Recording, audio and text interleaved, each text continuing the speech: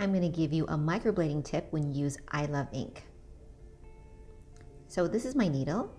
This is the 9 Classic. I'm going to dip it into the pigment. And that's all you need. You don't need a lot.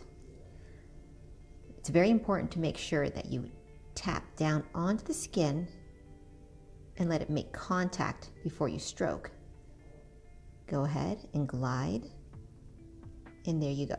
The pigment has made contact onto the skin and it's going to show up. Let me do that again. Tap down and stroke. This pigment is thinner because it doesn't have a lot of glycerin, which means it's super concentrated.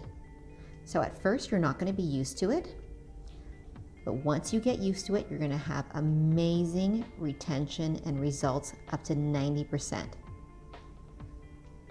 So that's the trick. Make sure you tap down, let the pigment drop, then stroke. So what happens if you don't do that? This is going to be your struggle. Oh, that one was pretty good. But let's say you don't let it drop. You just are tattooing now with a dry needle. Let me show you again. It's there, but watch the second stroke.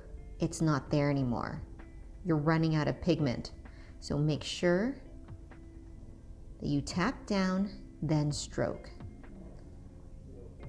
So this is wrong. Go, go, go. There's nothing there. So make sure you grab some pigment, tap down,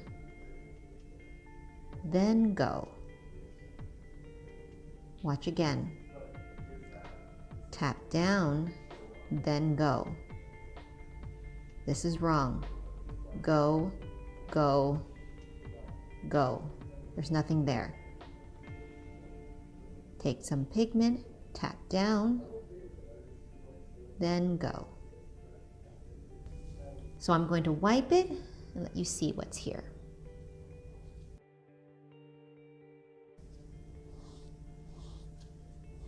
On each of these strokes, I had good contact and I let the pigment drop. Now, here's a stroke that I didn't let the pigment drop, and you see it's a little skippy right here. This one here too as well. So it makes a big difference. Just make sure you let the pigment drop onto the skin before you stroke. Tap, drop, go.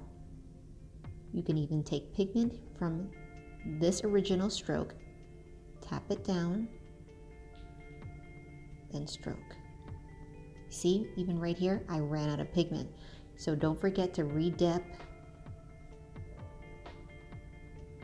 tap down, stroke.